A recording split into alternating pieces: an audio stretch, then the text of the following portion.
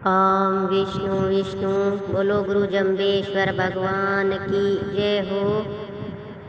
Vishnu smart जागृति मंच पर सभी आदरणीय बहनों के द्वारा सभी बहनों के भावार्थ सरलार्थ सुनने के बाद आज शब्द नंबर 66 पर सारांश रूप हमारे सामने आया है। वो ये है कि गुरु महाराज हमें बता रहे हैं आज 66 नंबर शब्द पर कि उमाज गुमाज पंजगंज यारी रैया को पहिया शैतान की यारी। शैतान लो बल शैतान लो शैतान बहु जुग छायो शैतान की कुद्या न खेती जू काल मध्य कुचीलूं। गुरु महाराज यहाँ कहते हैं कि हे राजा, तुम ये आपस में जो भेदभाव क्यों करते हो, शैतान की जो प्रवृत्ति से तुम क्यों कर रहे हो।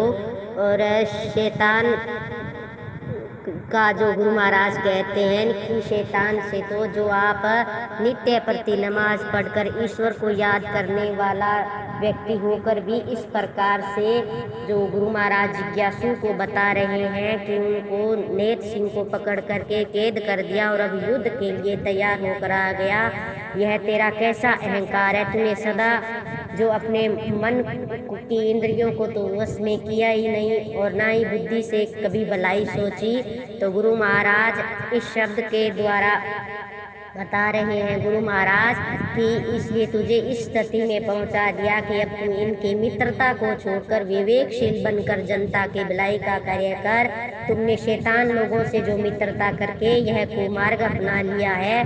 तो गुरु महाराज यहाँ बहुत सुंदर उस जिज्ञासु मल्लू खान को ये शब्द सुनाया गुरु महाराज ने और उनको समझा रहे हैं गुरु महाराज कि शैतान लो बल शैतान लो शैतान बहुत जुग छायो।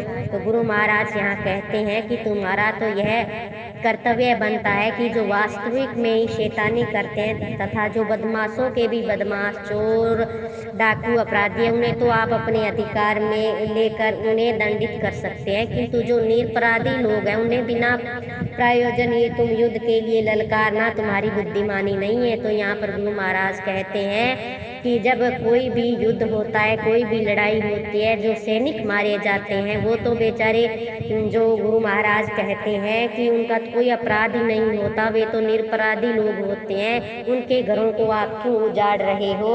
और गुरु महाराज यहाँ पर बहुत सुंदर बात कहते हैं कि जो स्वभाव से ही अपराधी लोग हैं उनको तो कुद्या यानी समाज में किसी प्रकार का उपद्रव करवाना यही तो उनका धंधा है। तो जिस प्रकार से गुरु महाराज कहते हैं शांत वातावरण में कभी कभी कोई दैविक जो उपद्रव है जैसे तूफान ओले अतिवृष्टि अनावृष्टि आते हैं और सभी कुछ तहस नहस कर देते हैं, उसी प्रकार से ये शैतान लोग होते हैं, इनके लिए यही कार्य होते हैं। वे हमेशा गलत मार्ग का इस्तेमाल करते हैं और लोगों के लिए दुखी उत्पन्न करते हैं। तो वे रहाई वे क्रियावंत कुमती दोरे जाए से शैतानी लोड तरलियो जा जा शैतान करे उपारू तांता महत न फलियो। तो गुरु महाराज यहाँ कहते हैं वे शैतान लोग शुद्ध सच्चे मार्गहीन धर्म क्रियाक्रम से भी वो विहीन होते हैं, कुमति वाले होते हैं, उनकी बुद्धि है वो कुमति ही होती है, वो गलत ही सोचते हैं, इसलिए यह जीवन भी उनका दुख में होता है और परलोक भी उनका नरक में हो जाता है। तो शैतान लोगों का स्वभाव ही होता है जब उन्हें आवश्यकता पड़ती है तो वे झट अपनी आवश्यकता पूर्ति के लिए आपस में मेल मिलाप भी कर लेंगे और उनका स्वार्थ सिद्ध होते ही वो मुंह मोड़ लेते हैं। तो गुरु महाराज कहते हैं जहाँ जहाँ पर भी शैतान लोगों ने अपनी करतूत दिखाई वहाँ वहाँ पर समाज देश व्यक्ति तथा अहंकार शैतान भी पूर्णतया फलीभूत नहीं हो सके हैं। तो गुरु महाराज यहाँ कहते हैं लोग न तो स्वयं ही उन्नति कर सकते हैं और न ही औरों को करने देते हैं। बहुत सुंदर गुरु महाराज का ज्ञान इस शब्द के द्वारा। और नील मध्य कुचील करवा साध संगीणी थूलू पोहक मध्य परमला ज्योति यूं स्वर्ग मध्य लीलू। तो यहाँ गुरु महाराज कहते हैं जो शैतान लोग होते हैं ना जिनकी बुद्धि मलिन होती है और वे कुचील गलत कार्य ही करते हैं, उनका स्वभाव ही ऐसा होता है कि वो हमेशा गलत कार्य में ही संलग्न रहते हैं। लेकिन साध संगीणी तुलु यानी उस साधु का अर्थ है सज्जन पुरुष से, तो सज्जन पुरुषों के साथ जो वो अच्छा अगर व्यवहार करेंगे तो वहाँ से वे लोग ज्ञान ही प्राप्त करेंगे।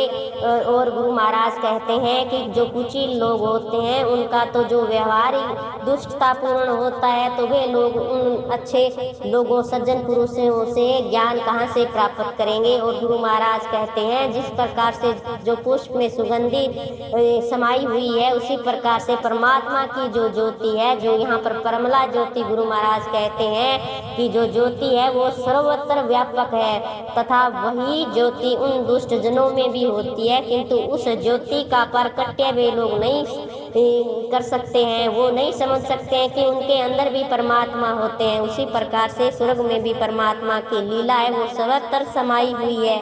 यानी स्वर्ग तो वही हो सकता है जहाँ पर परमात्मा की दिव्य लीला का सर्वत्र अनुभव किया जाए। तो ये सब गुरु महाराज कहते हैं इंसान को कि इंसान तेरे अंदर भी तो परमात्मा है, तू अपनी अंदर की उस आत्मा को जगा, उस आत्मा में अपने प्रभु को, अपने परमात्मा को देख। और गुरु महाराज कहते हैं ऐसा होने पर ही मनुष्य के अंदर में जो दुष्टता है ना वो भी निकल सकती है। जब वो अंतरात्मा में झांकेगा और उस परमपिता परमात्मा का अनुभव करेगा तब उसे पता चलेगा।